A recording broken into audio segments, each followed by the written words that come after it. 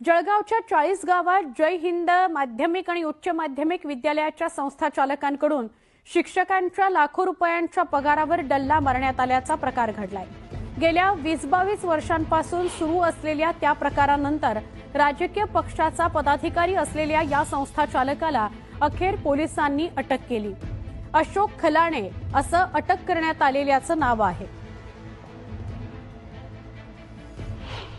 मी जेव्हा विरोध केला आणि यांना पोलीस स्टेशनला आम्ही तक्रार दिली या माझ्या सगळ्या बांधवांसोबत, तेव्हा त्यांनी मला डायरेक्ट कोणतीही चौकशी न करता बडतर्फी दिली आणि आता माझी सेवा समाप्त करून मला घरी बसवलेलं आहे। कारण काय दिलं तुम्हाला बडतर्फी? काहीच नाही, तुमचं गैरवर्तन आहे, तुम्हाला शिकवता येत नाही, तुम्ही अरेरावीपणाने वागतात आणि गेल्या 14 वर्षापासून माझी कोणतीही चूक कधीच त्यांनी मला दाखवली नाही।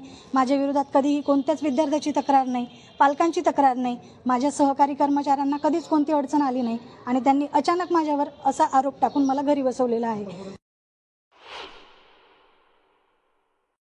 संस्था चालकाने जी 1000 रुपयापासून कपात सुरू केली ती आज 12,000 रुपयापर्यंत आलेली आहे। आम्ही वेळोवेळी त्यांना अर्ज दिले, तोंडी विनंती केल्या, आमचे अर्ज फाडले गेले। शेवटी कंटाळून आम्ही 7 सप्टेंबर रोजी पोलीस स्टेशनला तक्रार दाखल केली। ही तक्रार दाखल केल्यामुळे बदल्याच्या भावनेने संस्था चालकाने 12 शिक्षकांना सेवा समाप्ती दिली, 2 कर्मचाऱ्यांना बडतर्फ या ठिकाणी केलेले।